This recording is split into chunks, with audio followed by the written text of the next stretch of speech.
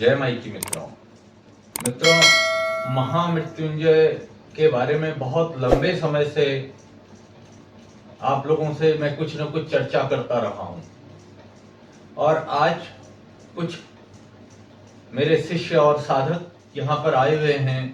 उनकी अनेकों जिज्ञासाएं हैं महामृत्युंजय विद्या के बारे में, तो उनकी जिज्ञासाओं को शांत करने का हम प्रयास करते हैं और इससे आप लोगों को भी महामृत्युंजय विद्या के बारे में जानने को मिलेगा और महामृत्युंजय मंत्र का प्रयोग कैसे जीवन में करना चाहिए, क्या लाभ हम इसका ले सकते हैं, ये भी हम लोग जान पाएंगे।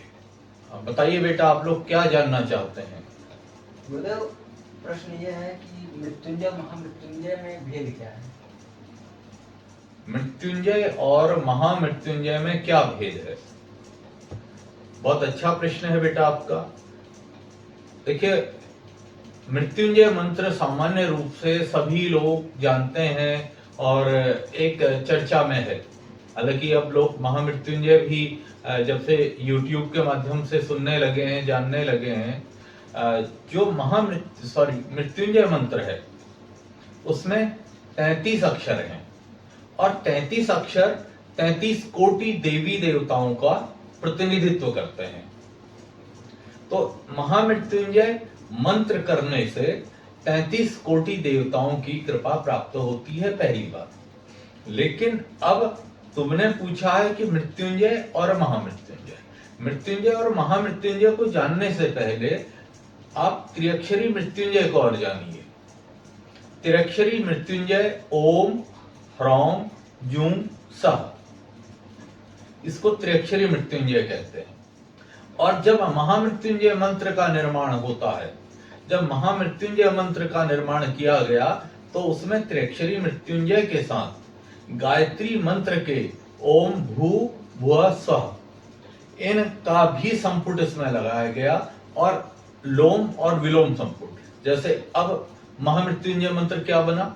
ओम ह्रौम जूं सः ओम भूर्भुवः स्वः ओम त्र्यंबकं यजामहे सुगंधिं पुष्टिवर्धनम् उर्वारुकमेव वन्दनान् मृत्योर्मुक्षीयमामृतात् ओम स्वः भुवः भू ओम सः जूं ह्रौम ओम।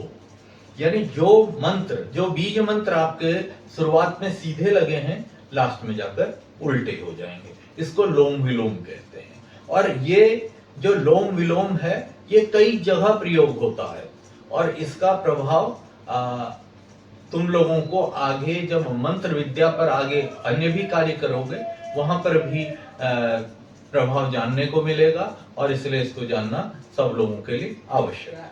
क्या गुरुदेव, इस समय जो सब लोग YouTube पे पुस्तक में देख करके महामृत्युंजय विद्या का प्रयोग करते हैं या फिर उसकी साधना करते हैं, क्या ये उचित है या फिर गुरु की आवश्यकता होती है, इसमें इसकी भी दीक्षा होनी आवश्यक है?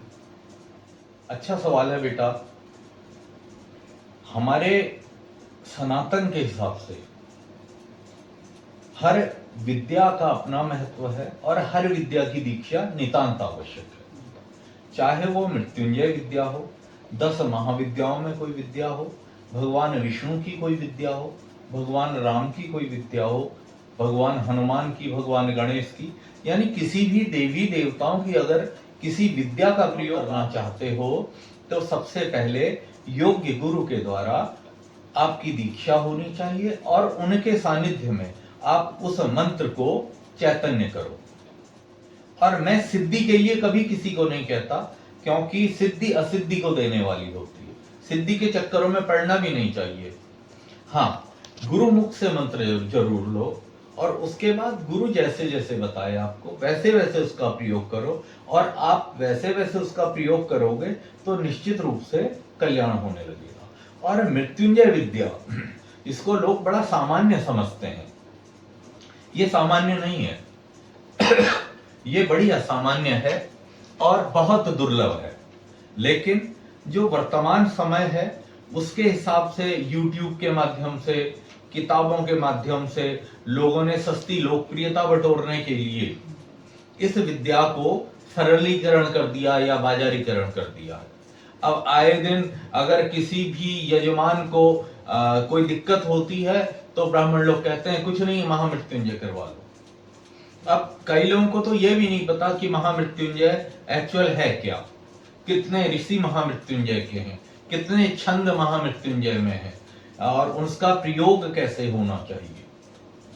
और जब तक आपको किसी भी विद्या की जानकारी नहीं होगी तो आप उसका प्रभाव नहीं दे पाओगे।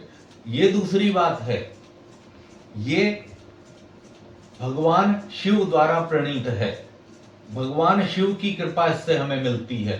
तो अगर जो जैसे करता है तो भले ही 1% मिले या 2% मिले, मिलता जरूर है। अगर आपको 100% चाहिए तो उसका प्रयोग गुरुमुख से लेकर करो, निश्चित रूप से आपको फर्क पड़ेगा। महामृत्युंजय विद्या के बारे में बहुत सारी बातें हैं। अब लोग सामान्य रूप से 1 लाख का 1.25 लाख का अनुष्ठान करते हैं। आप लोग भी करते होगे, आप लोगों को जब दीक्षा दी गई है तो आप लोग भी करते हो। 1 लाख का अनुष्ठान समस्त शरीर की शुद्धि कर देता है। और जब शरीर की शुद्धि हो जाती है तो क्या होता है कि आपसे मृत्यु का भय दूर हो जाएगा।